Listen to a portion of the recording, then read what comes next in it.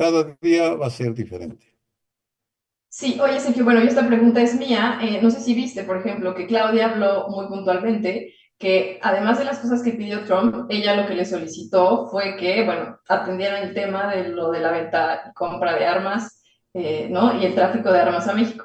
Pero, por ejemplo, Trump en el mensaje que publicó no posteó nada sobre el tema de las armas. Eh, ¿Qué Mira, opinas? mm, cada uno de los presidentes está lanzando mensajes para su audiencia y tiene diferentes auditorios. Aquí en mi caso, y tú lo sabes, yo siempre escribo para la ciudadanía, no pienso para escribir, no escribo para la presidenta o el presidente. A mí me interesa el punto de vista de la sociedad, por tanto, mis textos o mis comentarios están pensados de esa manera. Un presidente un presidente y una presidenta están hablándole a sus contrapartes en otros países, a sus partidarios y a sus enemigos. Obvio que Donald Trump no va a criticar al poderosísimo lobby de las armas o a los votantes conservadores que son fervientes creyentes de la segunda enmienda, esa que garantiza a todo ciudadano estadounidense la capacidad de comprar, importar, presumir armas de cualquier calibre, no, no de cualquier calibre, casi de cualquier calibre.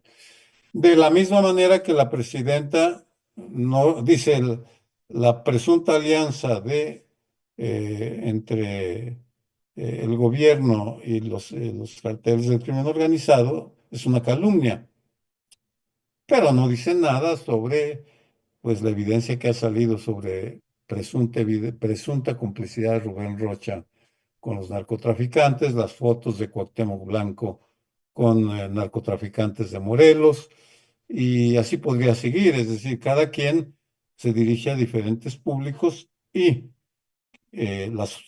quienes se interesan por estos temas tienen que, eh, bueno, lo que nos interesa en seminarios es decirles, aquí está la información, valórenla, tómenla en cuenta y ustedes tomen sus decisiones sobre qué peso le van a dar a las declaraciones de un mandatario y otra. Yo le estoy dando una interpretación, por supuesto, en leyendo los documentos, tanto el video de ayer de la presidenta como las órdenes ejecutivos, era obvia el juego retórico que están manejando ambos y cómo al mismo tiempo están lanzándose mensajes. El texto de secretario de la Defensa de Estados Unidos no tiene pierde. Vamos, es el señor, es un hombre muy duro, es un halcón, que habla con una mesura y dice, estamos colaborando con nuestras contrapartes mexicanas por el bienestar de los dos países, en fin, nada que ver con la virulencia que en ocasiones demuestra Donald Trump. Sergio, una pregunta de Facebook que llegó, Carla Favela pregunta, si tú consideras que lo que está diciendo el Mayo Zambada a las cortes gringas está siendo utilizado por Trump para manejar las políticas que está promoviendo ahora. Bueno, no sabemos exactamente qué haya dicho el Mayo Zambada, porque aquí hay que irse con mucho cuidado, pero definitivamente el, el aparato de seguridad de Estados Unidos es muy complejo y sofisticado. Son docenas y docenas de organizaciones, cada una de las cuales tiene sus propios intereses y está haciendo su juego porque responden a una lógica diferente. No es lo mismo un fiscal federal que va a llevar el caso que la información que tenga la DEA, que tenga Homeland Security, quién da qué, a cambio de qué. Es como un juego de cartitas entre los niños, de que qué me das a cambio de esta imagen de un beisbolista o un futbolista. En ese sentido, lo que sabemos es que tienen información que la van a usar cómo mejor convenga sus intereses. ¿Cuáles son sus intereses? Pues piensen que en el caso de México pasa exactamente lo mismo porque los intereses de la Fiscalía General de la República no son los mismos que los del Ejército, la Marina, la Guardia Nacional, la Secretaría de Seguridad, Gobernación. Cada uno de los actores trae su juego. Esto no es ni bueno ni malo, es lo que es. Así funciona. En mi caso, siempre recomiendo tener la evidencia que permita hacer inferencias para con esa base de hacer un pronóstico. Mi opinión al día de hoy, México va a hacer una serie de concesiones, algunas públicas, otras muy discretas, muy privadas, para satisfacer las exigencias de Estados Unidos, que deben ser infinitas. Por lo pronto ya anunciaron que van 10,000 efectivos más de la Guardia Nacional o del Ejército a la frontera norte para evitar que lleguen los migrantes a la frontera, a su frontera, más los 28,000 que aprobó López Obrador en junio de 2019. Ya estamos hablando de 38,000 efectivos. Es un buen número de efectivos para frenar a los migrantes, pero se guardan la información y ahí entra el Mayo Zambada. ¿Qué les puede dar el Mayo Zambada? Sus abogados le dirán, ¿sabes qué? Tu información más valiosa es esta, negocia un permiso para que te visite tu familia, no lo van a soltar ya con vida, cadena perpetua, es mi pronóstico, pero sí le pueden facilitar la existencia dentro de la cárcel. Cuando uno entrevista a un reo en cárceles mexicanas o cualquiera y le pide, oye, aclárame qué pasó tal o cual día con tal o cual delincuente, su respuesta, bueno, hay dos respuestas, siempre. Yo soy inocente, pero ¿qué me vas a dar a cambio? Así funciona. Y la autoridad tiene que dar, en México se le llama criterios de oportunidad, la fiscalía, en Estados Unidos, testigos protegidos, ¿qué le vamos a dar a cambio a este testigo para que nos diga la evidencia? Es un juego complicado, por eso no es tan sencillo a veces entender todos los entresijos de la relación entre los aparatos de seguridad. Sí, un anuncio y una pregunta. Un anuncio, si están teniendo problemas para compartirnos sus preguntas a través del chat, no se preocupen, lo pueden hacer en el Twitter de Sergio, que el Twitter de Sergio es @Sergio Aguayo, y los estamos leyendo también por allá, por si quieren hacernos preguntas. Por ejemplo, por Facebook nos llegó una de Oscar 1977, Sergio, que te pregunta, ¿por qué los gobernadores no se están atreviendo a tener un papel más protagónico con su apoyo hacia la presidenta Claudia Sheinbaum ante todo lo que está sucediendo contra el presidente Trump? Bueno, primero Oscar, tienen que entender que asuntos de crimen organizado es federal. Tienen alguna competencia los gobernadores, pero tradicionalmente en el diseño mexicano, a diferencia del de Estados Unidos, en el diseño institucional mexicano, quienes han combatido siempre al crimen organizado ha sido la federación. Es una prerrogativa del presidente. Ese es uno de los grandes problemas que tenemos, porque los presidentes, por lo general, no tienen ni idea de lo que hacen. No conocen el tema, vamos, y toman decisiones de manera muy irresponsable o muy mañosa.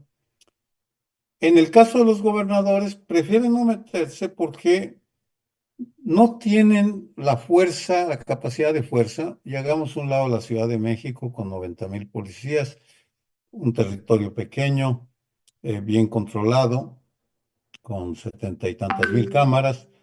El Estado de México tiene 10 veces menos policías y 20,000 cámaras en un territorio infinitamente más grande.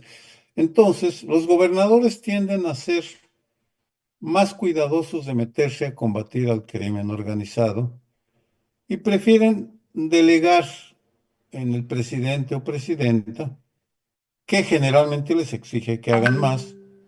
Algunos hacen, otros no, porque también existen indicios de que algunos de ellos son cómplices de los criminales. Se habla mucho de Rubén Rocha, por ejemplo. Cabeza de Vaca fue acusado de lo mismo, Eugenio Hernández en Tamaulipas, Mario Villanueva en Quintana Roo. Nexos de gobernadores con crimen organizado es una lista muy grande. Prefieren, por tanto, meterse lo menos posible, lo cual debilita mucho el esfuerzo mexicano. Eso es lo que dicen que van a cambiar con Omar García Harfuch y Claudia Sheinbaum.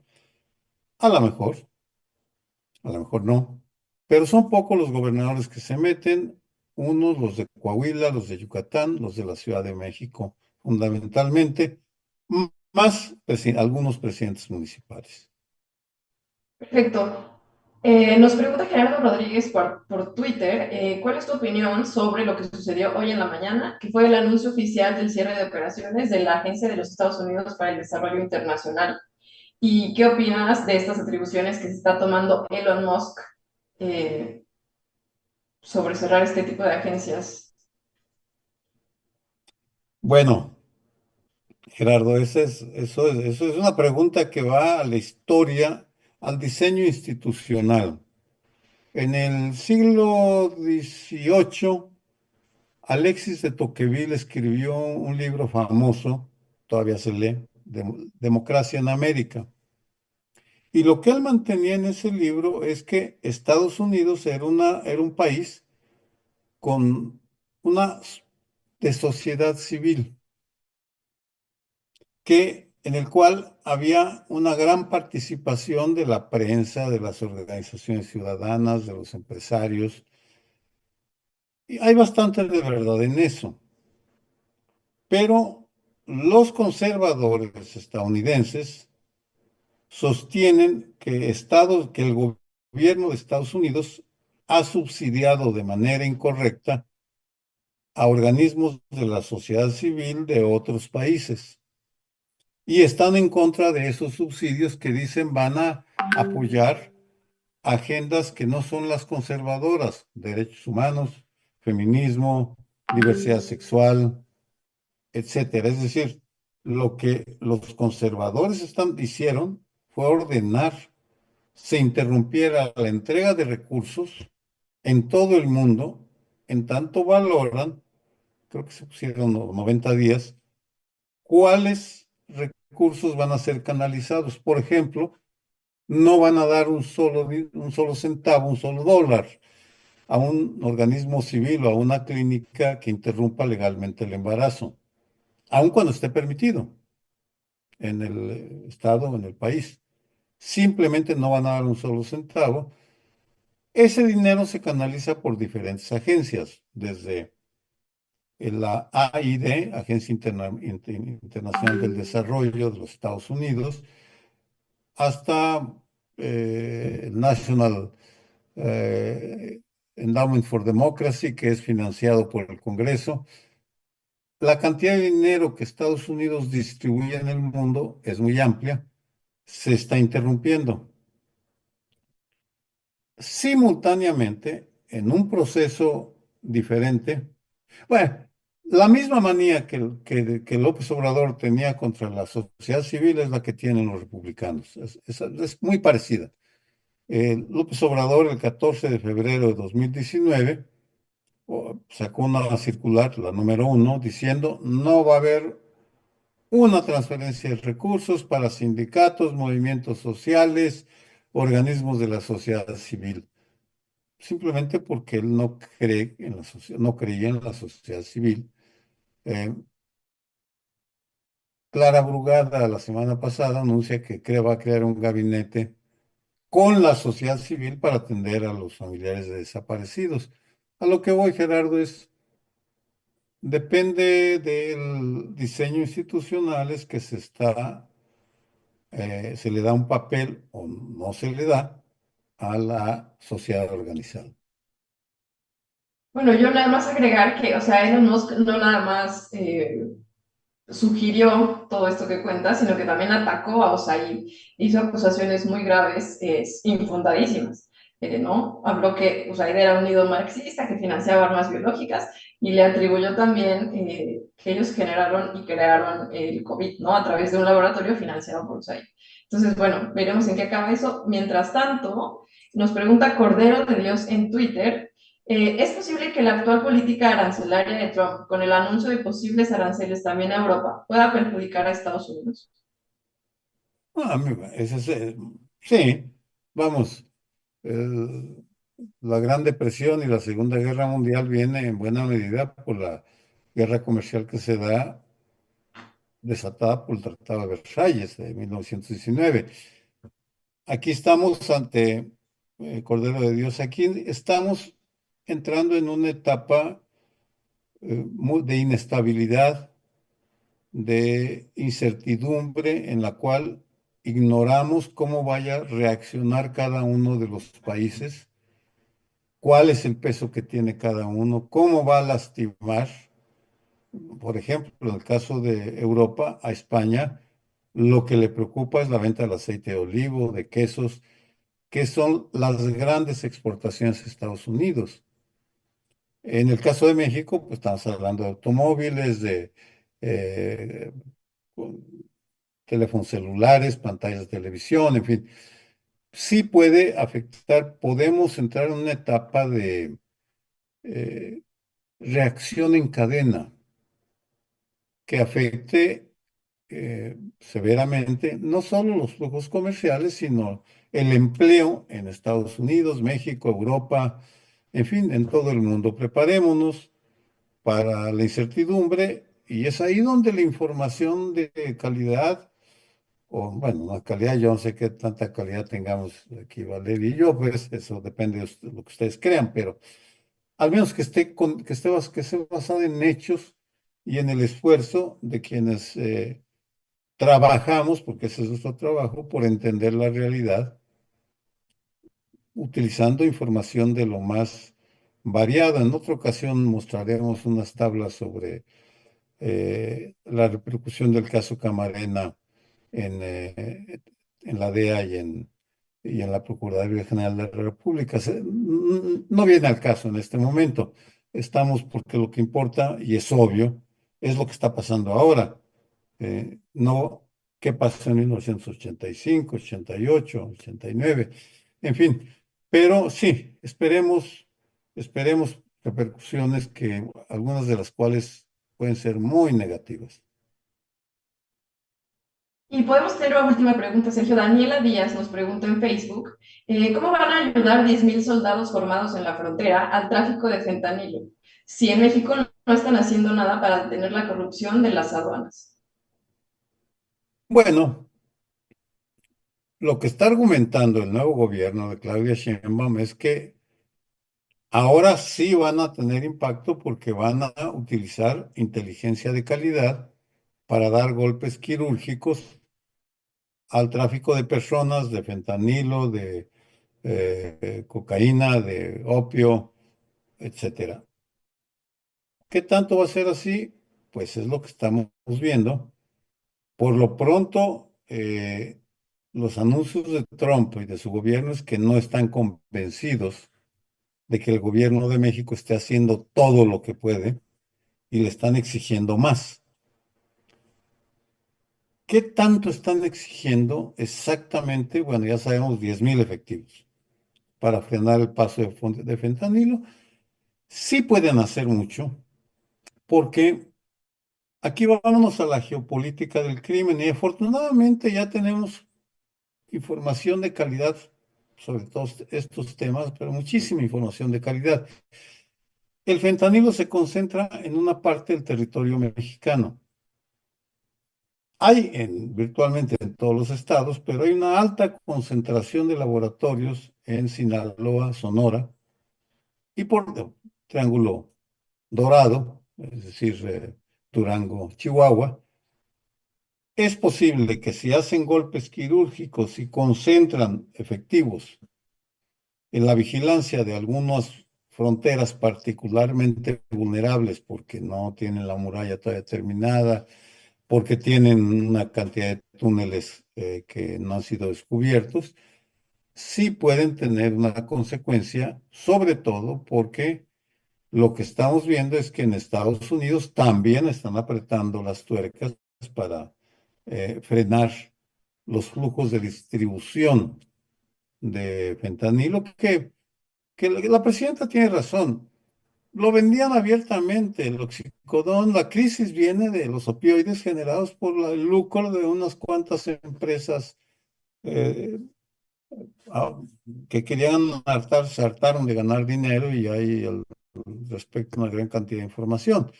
No es solo México, yo lo que sostengo, estamos ante una red, una alianza de criminales de los dos países con funcionarios, empresarios y ciudadanos de los dos países.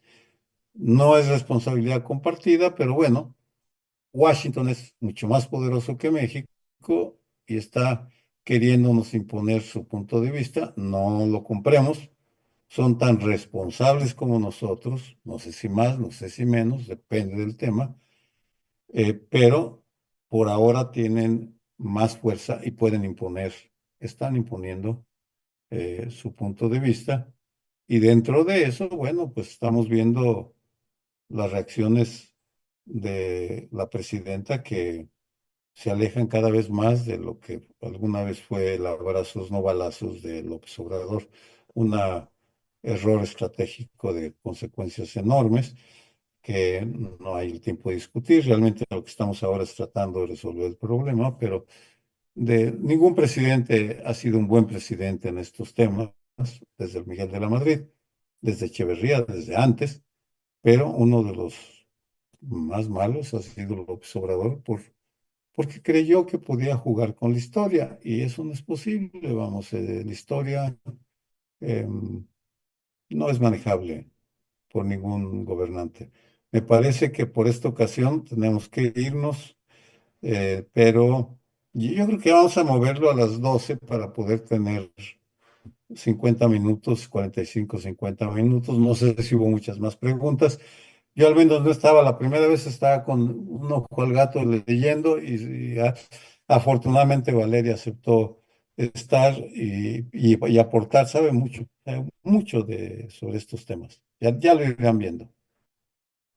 Listo, Sergio, pues entonces nos veremos la próxima semana por acá. Muchas gracias a todos. E igual, si tienen preguntas, las pueden enviar durante toda la semana a las redes sociales de Sergio y las vamos recibiendo y guardando para los lunes. Muy bien, hasta Nos luego, buenas vemos. noches. Hasta luego. Hasta luego.